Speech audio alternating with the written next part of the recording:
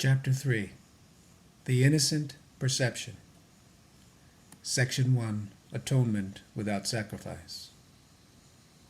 A further point must be perfectly clear before any residual fear still associated with miracles can disappear. The crucifixion did not establish the atonement, the resurrection did. Many sincere Christians have misunderstood this. No one who is free of the belief in scarcity could possibly make this mistake. If the crucifixion is seen from an upside-down point of view, it does appear as if God permitted and even encouraged one of his sons to suffer because he was good. This particularly unfortunate interpretation, which arose out of projection, has led many people to be bitterly afraid of God. Such anti-religious concepts enter into many religions. Yet the real Christian should pause and ask, how could this be?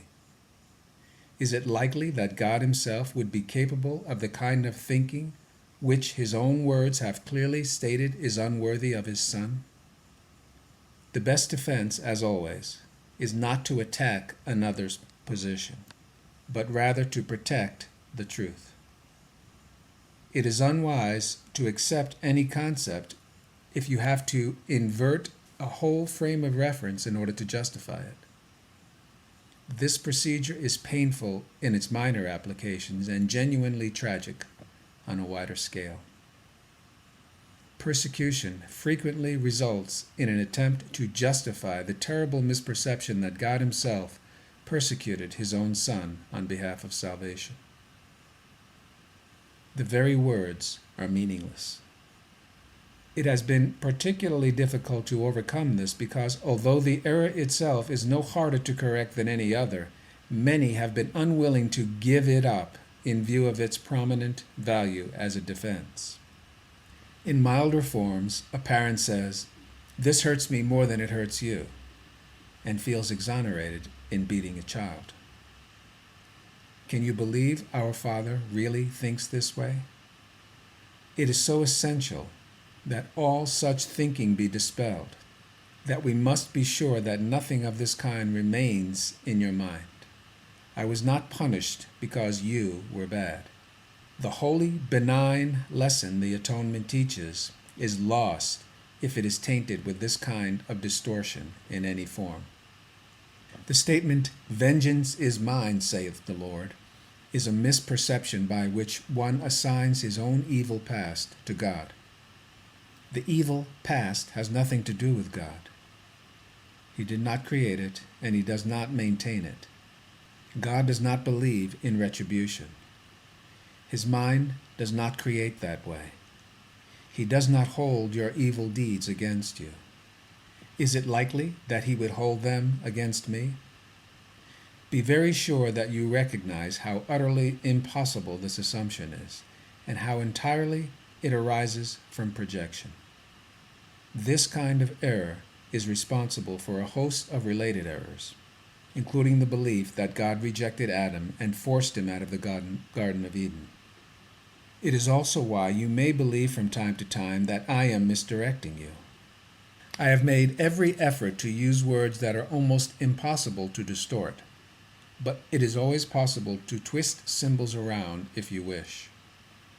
Sacrifice is a notion totally unknown to God. It arises solely from fear, and frightened people can be vicious. Sacrificing in any way is a violation of my injunction that you should be merciful even as your Father in heaven is merciful. It has been hard for many Christians to realize that this applies to themselves. Good teachers never terrorize their students. To terrorize is to attack, and this results in rejection of what the teacher offers. The result is learning failure. I have been correctly referred to as the Lamb of God who taketh away the sins of the world. But those who represent the Lamb as blood-stained do not understand the meaning of the symbol. Correctly understood, it is a very simple symbol that speaks of my innocence. The lion and the lamb lying down together symbolize that strength and innocence are not in conflict, but naturally live in peace. Blessed are the pure in heart, for they shall see God, is another way of saying the same thing. A pure mind knows the truth, and this is its strength. It does not confuse destruction with innocence, because it associates innocence with strength, not with weakness. Innocence is incapable of sacrificing anything, because the innocent mind has everything and strives only to protect its wholeness. It cannot project. It can only honor other minds, because honor is the natural greeting of the truly loved to others who are like them. The Lamb taketh away the sins of the world, in the sense that the state of innocence or grace is one in which the meaning of the atonement is perfectly apparent. The atonement is entirely unambiguous. It is perfectly clear because it exists in light. Only the attempts to shroud it in darkness have made it inaccessible to those who do not choose to see. The atonement itself radiates nothing but the truth. It therefore epitomizes harmlessness and sheds only blessing. It could not do this if it arose from anything but perfect innocence. Innocence is wisdom because it is unaware of evil, and evil does not exist. It is, however, perfectly aware of everything that is true. The resurrection demonstrated that nothing can destroy truth.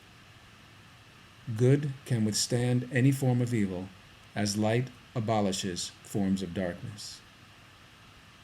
The atonement is therefore the perfect lesson.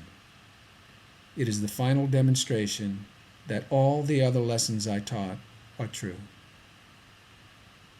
If you can accept this one generalization now, there will be no need to learn from many smaller lessons.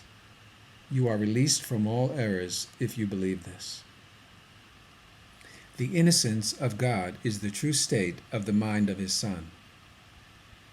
In this state, your mind knows God, for God is not symbolic, He is fact. Knowing His Son as He is, you realize that the atonement, not sacrifice, is the only appropriate gift for God's altar, where nothing except perfection belongs. The understanding of the innocent is truth. That is why their altars are truly radiant.